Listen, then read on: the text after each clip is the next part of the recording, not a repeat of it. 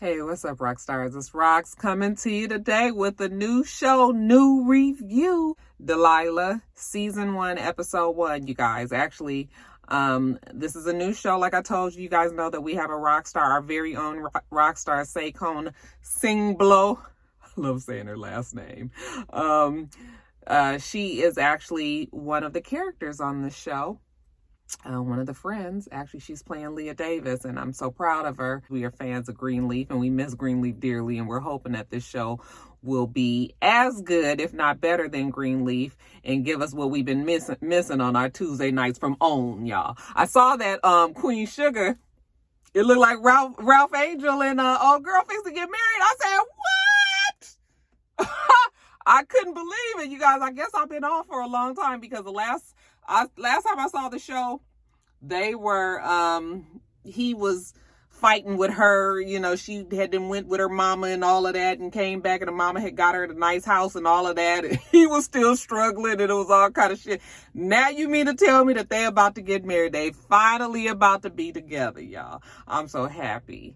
I was looking at the commercial. I was just like, let's hope JJ don't come out trying to take a picture and trip her and break her leg and she be incapacitated for the rest of her life. Y'all know that I say that's the modern day good times. Anyway, you guys, this show though, yeah, it starts slow, but that's how new shows start because we have to build the storyline. We got to learn the characters. We got to build the storyline. So I'm fine with the starting slow. I still felt like it was good. Kept my attention. I felt entertained. I'm so glad that this is actually a TV show so I can talk about Miss Leah Davis and not offend Saquon because it's a character. If this was a reality show, it would be totally different. Then I got to be talking about how a person potentially, you know, is in real life because we know reality shows aren't real. But yeah, we can talk about Leah and Leah's something else, y'all. But anyway, the review. I got to do this while I'm on my lunch break, you guys. So let's get to it, shall we? All right, you guys. So the show is filmed in North Carolina, in Charlotte. It opens with work that thing out, work, work, work, you know, from Mary J. That's the same song that our Vice President Kamala Harris walked out to. So, you know, it's already putting you in the mindset. This is a strong black woman. Delilah, she is a single mother, as we already know. What I thought had 3 children when the show first started. She's trying to get them ready. You know, she's rushing. It looks like she's trying to get ready for work. You know, the things that single moms do. Okay. TCBN. But then we find out that the little boy, the smallest one, actually is her nephew. Because he's talking to his father on the phone and she says, let me speak to my brother. So I'm like, oh, okay, that's her nephew. I'm assuming that maybe he spent the night at her house. Now she's talking to her brother on the phone and she mentions that Leah Davis texted her. I forgot to tell you guys at the beginning of at the very beginning of the show, she gets a text message from Leah Davis. We don't know who Leah Davis is. And so, you know, the brother was like, if she's looking for me, I was just like, oh, so what did you have with Leah? But we probably address that in a much later episode. But for now, we get the feeling that Leah Davis is some shit with her, okay? That she is trouble.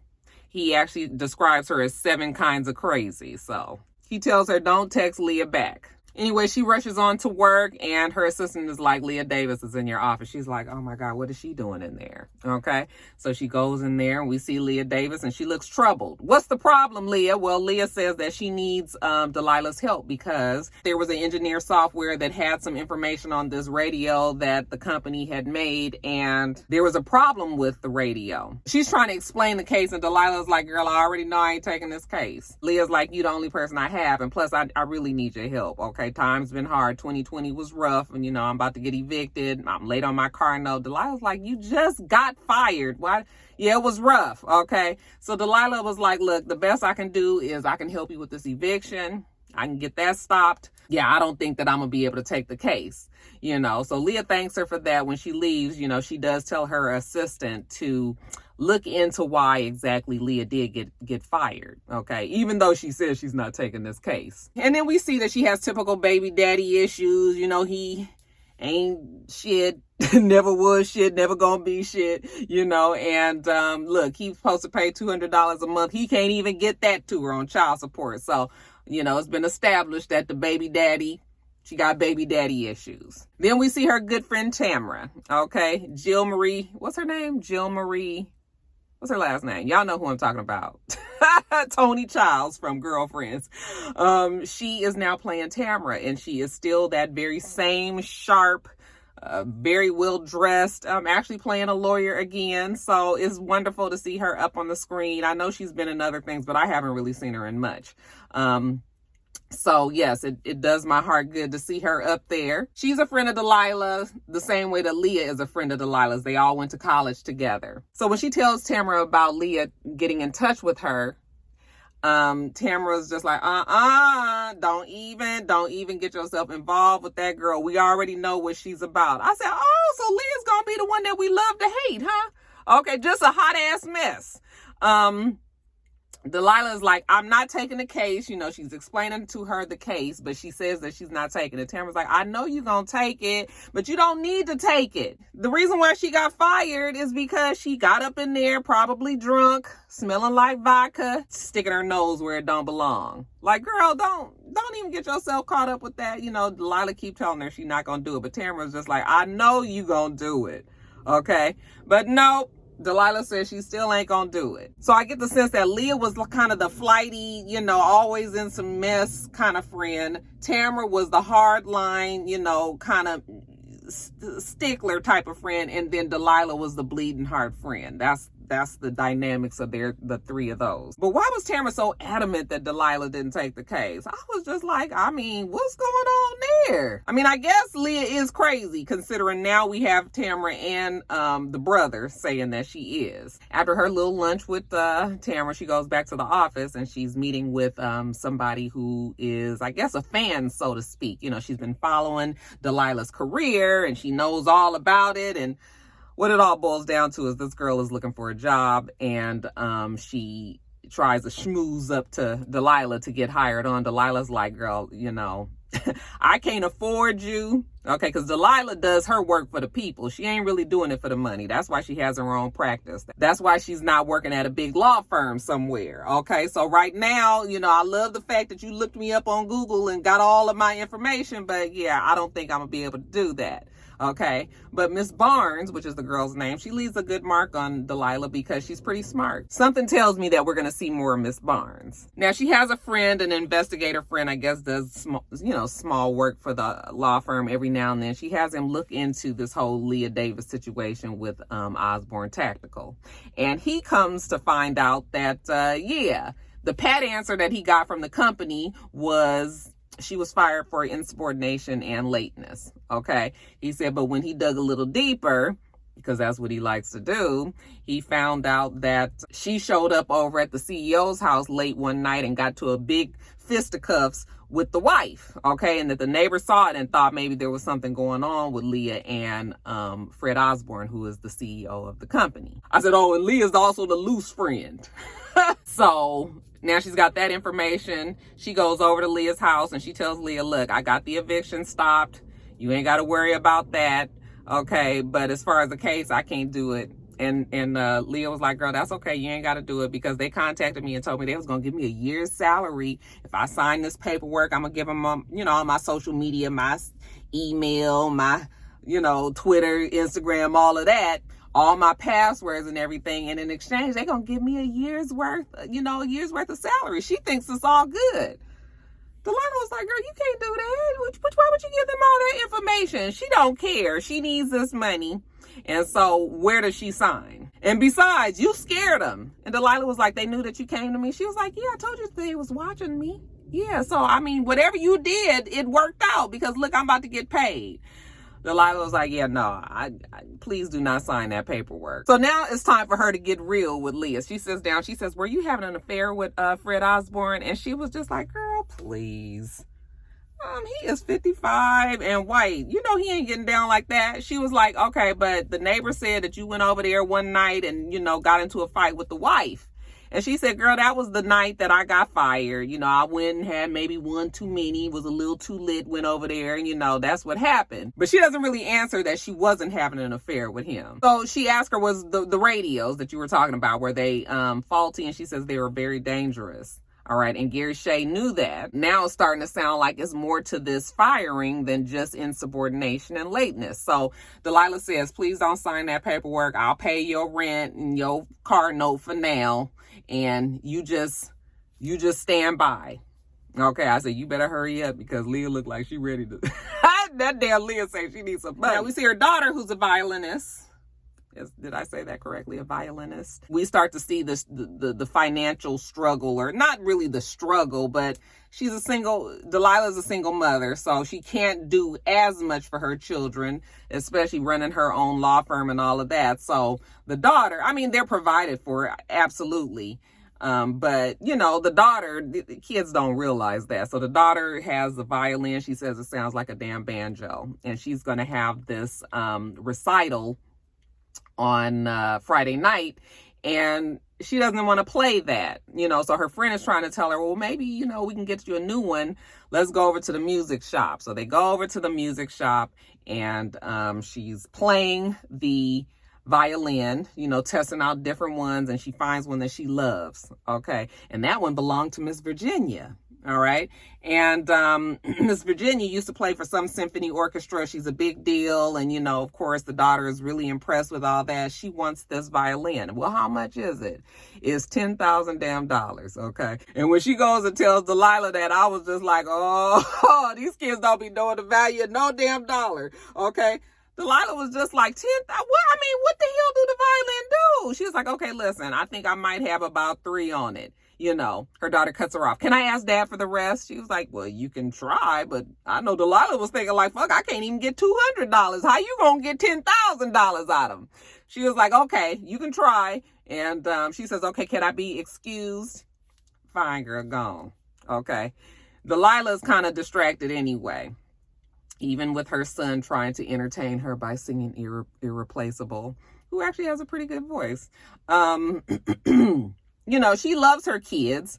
She tries to make sure that they're safe and all of that.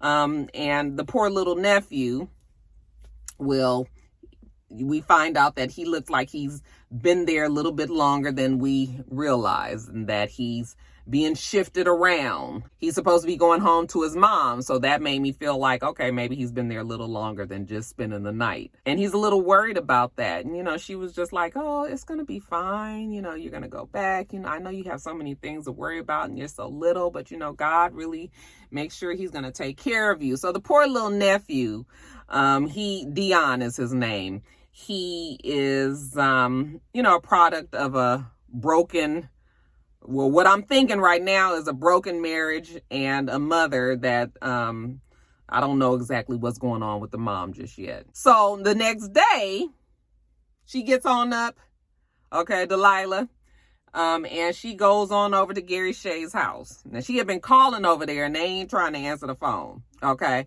leaving messages and whatnot. So when she gets over there, first the wife is outside. She said, oh, are you the nanny? Because wifey just had a baby. And she was like, no, I'm not the nanny. All right, I'm Delilah. And she was like, oh, you're the one that's been calling all the time. So when Gary comes out, the wife is like, yeah, she's the one that's been calling about everything. And he was like, listen, you need to leave. And she was just like, no, I need to talk to you because if you knew anything about these radios being faulty. And he was just like, you gotta go. He sends the wife back into the house and he says, listen, I can't be talking about this with you. I can't be seen talking about this. Okay, I just had a baby. I got family from out of town that's here. You gonna need to go. All right. Plus, they watching. Okay, be careful. Checking around. Like, yeah, it's not safe. So you gotta go. So he brushes her off. And when she goes back to her car, she calls Leah and says, absolutely do not sign those papers. Now she knows for a fact that something is going on here. And when he said they are watching, well, who is they? But a Land Rover with this real shady looking white guy sitting in the front seat, in the driver's seat, looking at Delilah. So now we worried because at least we know they are real. Now let's jump over to Tamara and her work environment. So she's very much the climbing lawyer. I think she said later on in the episode that she's been there 12 years. She's trying to obviously become a partner. This is a very large firm in Charlotte. Okay. She's called in to speak with the big man there. And he tells her that he wants her to take on this Osborne tactical case. Now, We've been hearing Osborne Tactical. Isn't it coincidental that she would get pulled in on this case knowing that Delilah might be doing something with this case as well? You know, he said, have you heard of him? She says, well, yeah, I just recently heard of Osborne Tactical. He says, yeah, well, I want you to take this case. And, whoever does take this case is going to, basically become partner. So, of course, she's got stars in her eyes. Partner is what she's been going after. So you already know where this is going, right? About to be a problem with Tamara and Delilah. Now it's Friday night and we got the recital. We see the daughter up on the stage. She's playing her violin. We see Tamara and Delilah and the boys are out in the audience supporting her. And then all of a sudden here comes baby daddy. Late, but better late than never. Okay, shout out to Riley. I don't think I told you guys, but he had called her and told her when they were talking about the $200 that he was going to miss this recital, because he had some business that he needed to take care of and it was important. But yet and still, he made it there late. Okay, so good for him. Afterwards, Delilah is talking to him. What happened to the meeting that you were supposed to have that was so important? He says, oh yeah, we met earlier today. And she says, so then why were you late? Okay, he doesn't say because the daughter runs up like, Daddy, thank you, because Daddy comes in and saves the day. Now, Delilah, like I said, can't get her $200, but he was able to come up with $5,000 to put with Delilah's $3,000 to get this violin. Ain't that some shit? Okay, so, Delilah's looking at him like, she don't say nothing. Baby girl is happy. He's anything for my baby girl. Later on that night, her and Tamara, they are laughing about it like, look at that. Nigga, $200. I can't get 200 on it at all, but here he coming with $5,000. They thought that whole thing was pretty shiftless but funny. When they settle down, Tamara tells her that this partnership with the law firm that she's at is on the table, that they want her to take this case with Osborne Tactical. And even Delilah says, don't you think that's coincidental that they would ask you knowing that I'm working on it? And she don't really care. All she knows is she don't want Delilah to take the case because her partnership is on the table. You need to do this for us, okay? If you take this case, it's going to be no more us. We're not going to be able to do things like this and get together and laugh and all of that. And I'm thinking to myself, like, okay, even if she did feel that way, is there a better way that you can say it? I mean, you pretty much are demanding that Delilah does not take this case. And what's your reasoning? I mean, because you don't really like Leah? So I'm just like, this ain't the way to do it. If you trying to convince Delilah not to take the case, Tamara, don't take this case. And just like kind of ordering her to do it. And every time she confronts Delilah, you can see Delilah has a very soft, she's, like I said, she's the bleeding heart friend. And I don't know how these two friendship gonna fare throughout this whole season. So while she's sitting there talking to her, she gets a phone call and it's Mr. Gary Shea, okay, the software engineer. And he says, I changed my mind. I would like to talk to you. And she says, is that because of the Land Rover that was outside your house? And he was like, yes. Okay. And she says, okay. And he says, let's meet on Sunday. She says, fine, I'll see you on Sunday. Gary Shea say, look, I'm not a bad person. I got a family and all of that, so he just trying to tell his side of the story, says, to somebody that will listen. Fine. Now, you guys, we finally get the story on the little nephew because Delilah is supposed to be taking the nephew, like I said, home to his mother. Okay, not sure why he's not going to his dad, but we find out very soon that the dad is in the hospital. He's in some sort of rehabilitation unit because he was in the military. He went on some tour of duty. He was injured. So now he's in this hospital. So they're going to meet the mother at the hospital where she's supposed to be picking up Dion. But you already know the mother did not show up. And I was like, oh, Lord, this brother gonna get on my damn nerves because he has all the excuses for his wife, I'm assuming, why she's not ready to take care of Dion. And I'm thinking to myself, like, Delilah is taking care of this boy and you sitting up here taking up for your wife? She not ready? Well, who the fuck is ready for a child, Like Delilah said, you man up, you woman up, and you handle your business. It is not fair that she has to raise his child. Now, it's different if he wasn't able to do it and there was no mother to be found, but the mother is there. she's able. She just ain't doing it. So yeah, Delilah ain't got too much, she ain't got too much feeling for old sis Christine. That's the mama's name. She's not coming to pick up the boy today. Okay. So yeah, that would piss me off too. Now I forgot to tell you guys that before she walked in the door, she got a call from her investigator friend. And she was like, listen, I need you to run by Gary Shay's house and let me know if you see this white Land Rover. They were sitting outside his home and, brother man was giving me the stare down and all. She was a little concerned about it. Like, what's that all about? Okay. So he said, yeah, I'll call you back later and I'll give you, the license plate number if the car is still there. So while she's sitting there fussing with her brother, she gets a call from the investigator, and she was like, hey, are you over at Gary Shay's house? And he was like, yep. And she was like, did you see the Land Rover? And he was like, nope, no Land Rover. He said, but it's an ambulance. And she said, well, what happened? And he said, honey, Gary Shay is dead. And she just looked like, what? I was like, ooh. This is going to be good, you guys. I can see them building it up. And like I said, it's going to be a slow start because we really got to lay the groundwork, but it's going to be good, you guys. So if you haven't watched the show, then you guys watch, because actually I'm about to do the episode 2 review after I do this review. They showed the 2 episodes. And then we're going to be off and running to the 3rd episode. So you guys, if you haven't watched and you feel like maybe this was interesting enough, then you should watch the show so we can all be on the same page, you guys, because I'm already feeling like, okay, I'm getting my old feel back. I ain't did a TV show in so damn long because Greenleaf gone, How to Get Away with Murder gone, Scandal gone. All I've been doing is reality shows. So I'm happy to be back with a scripted show. All right. So, yeah, y'all let me know what you thought. All right, you guys, let me get on to the episode 2. Make sure that you rate, comment, and subscribe to the channel. I'm itsrox, the channel where itsrox, and everything else I do will be in the bottom bar. All right. So I hope that you have a wonderful, wonderful rest of your day, and I plan on doing the same. Till next time, rock stars. Bye.